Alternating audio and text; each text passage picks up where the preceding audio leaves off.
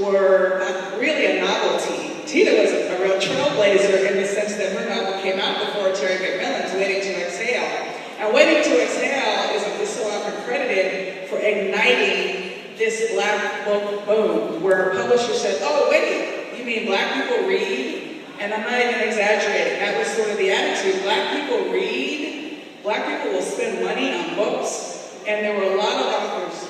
And truly, during the period, that Boston period, African-American publishing books saved publishing. I mean, publishing was really going down. I don't know, you weren't around at that time, but there was real excitement about Terry McMillan, and myself, and Bibi Moore Campbell, and it was always, when you went to your publisher, you always knew you were going to have to explain. Every year when I had a book come out, every year I would have to explain why I should go to Spelman.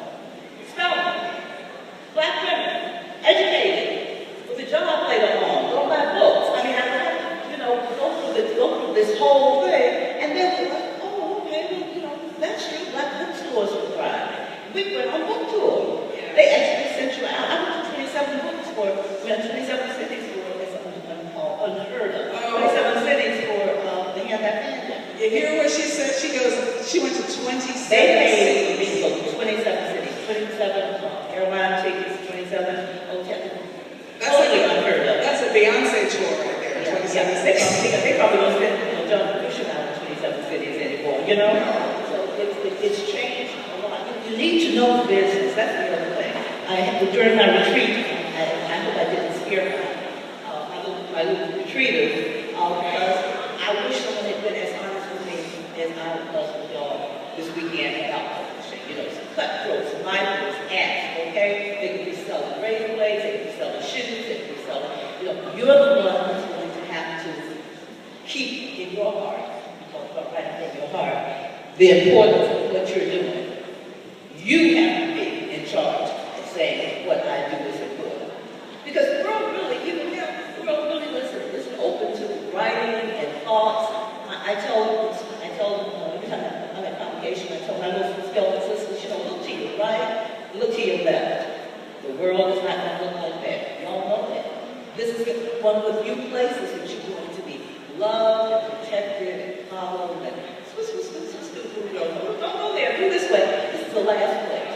And it's also the last place that you can start, before you go out into the world, start building that sense of yourself that's at the core of writing. We always say write what you know. It's not really write what you know. It's write what you know so well that somebody thinks that you live it. I took a workshop, a workshop with John McElroy, who was from my hometown of Macon, Georgia. And every time, this is when you knew that you were a writer, every time in my family, we sit at the dinner table and there was always questions, what did you do today? And all that. And anytime writing was mentioned, my family would say the same thing. Your dad went to school with John McElroy, and he John McElroy was a cotillion, and was a playwright, and the Harlem Writers Group he started. It was just amazing, man. And the thought that my father went to school with this writer who went on to New York and was in Hollywood writing screenplays, it was just amazing to me.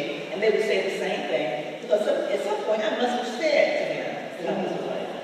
Very early on, I must have actually said those words, because every time writing was mentioned in my family, somebody would say, your dad went to school with John McElroy, little Ashley boy, right up there on Ward Street.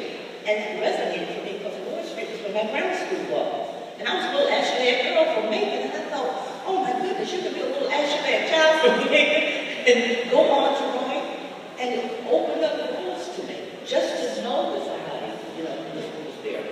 That is beautiful that you have that neighborhood even legacy, or your family legacy. Saying your father went to school with him, because for so many writers and artists, it's just not real. You don't know, and you can't touch anyone who's done it.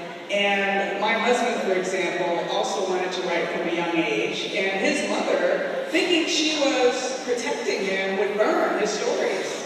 Because his father had been an artist. His father was a singer. He was a backup singer with Nat King Cole, and he struggled.